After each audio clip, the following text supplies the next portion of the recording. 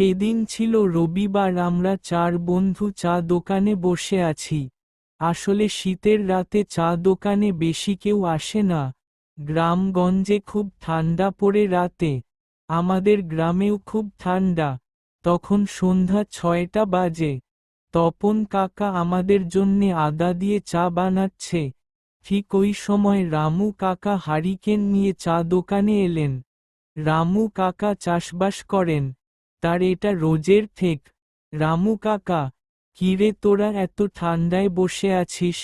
আমি, রামু কাকা, কি আর করব, সন্ধ্যাবেলা পরীক্ষা হয়ে গেছে, তাই বাড়িতে কোনো কাজ নেই। তুমি এত ঠান্ডায় এলে অন্ধকারে, তোমার ভয় লাগে না বুঝি? আমার আর কিসের ঠান্ডা, কিসের ভয়? আমি এই গ্রামে যা দেখেছি তা তোরা দেখলে তোদের ঠান্ডা ভয় সব কেটে যেত। ঠিক ওই সময় তপন কাকা আমাদের চা দিল। আমরা চায়ে চুমুক মেরে জিজ্ঞাস করলাম, রামু কাকা, আমাদেরও শোনাও তোমার ভয়ের গল্প। শুনবি, শুন তাহলে।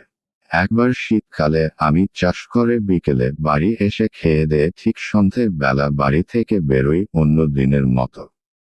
গোটা গ্রাম জুড়ে তখন খুব ঠান্ডা, চারিদিকে সব বাড়ির হারিকেনের আলো মিটমিট করছে। রাস্তাঘাট সব ফাঁকা আর অন্ধকার। আমি আর দিনেশ আমরা হারিকেন নিয়ে তপনের দোকানে আসছিলাম।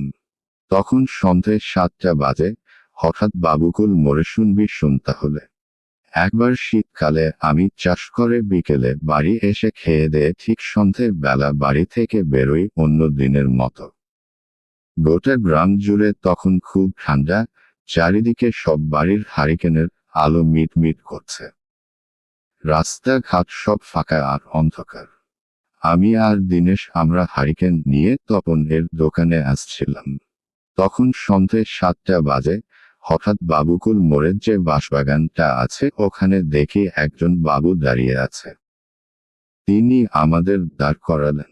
অতি ভারী গলায় বললেন, আপনারা শীতল বাবুর যে বাঁশবাগানটা আছে ওখানে দেখি একজন বাবু দাঁড়িয়ে আছে। তিনি আমাদের দাঁড় করালেন। অতি ভারী গলায় বললেন, আপনারা শীতল বাবুর বাড়িটা জানেন? আমরা বললাম, হ্যাঁ জানি, কিন্তু আপনি এত রাতে কোথায় যাবেন? তাদের বাড়িতে তো কেউ থাকে না, শীতল বাবু আজ 3 বছর হলো মারা গেছেন। তার বউ বাপের বাড়িতে থাকে। তো আপনি সেখানে কাউকে পাবেন না। সে ভারী গলায় বলল, আমার কিছু জিনিস সেখানে আছে আর আমি তার বাড়ির রাস্তাটা ভুলে গেছি, আপনারা যদি দেখিয়ে দেন। আমি আর দিনেশ হতভম্ব হয়ে দাঁড়িয়ে রইলাম। আমাদের হারিকেন আলো এতটাই আস্তে যে তার মুখটাও দেখা যাচ্ছে না। আমরা বললাম, চলুন আমাদের সাথেই।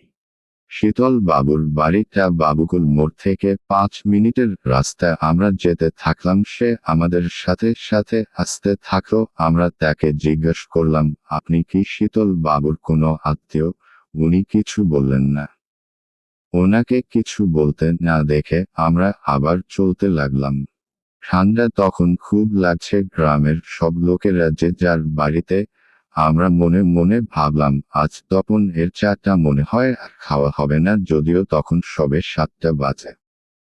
এইসব ভাবতে ভাবতে শীতল বাবুর বাড়ির সামনে এসে দাঁড়ালাম। হারিকেন এর আলোটা দেখলাম হঠাৎ দপদপ করে জোরে হয়ে গেল। একটা ঠান্ডা হাওয়া বয়ে গেল, দেখলাম সেই লোকটি তার মুখ থেকে চাদরটা সরালো, আমাদের হাত পায়ে কাঁটা দিয়ে উঠল। আমরা কেঁপে কেঁপে বললাম, শীতল বাবু আপনি? বলে আমি আর দিনেশ 2 মিনিটে তপনের চায়ের দোকান পৌঁছে গেলাম দৌড়ে। এসে সব চাদর গা থেকে খুলে ফেললাম।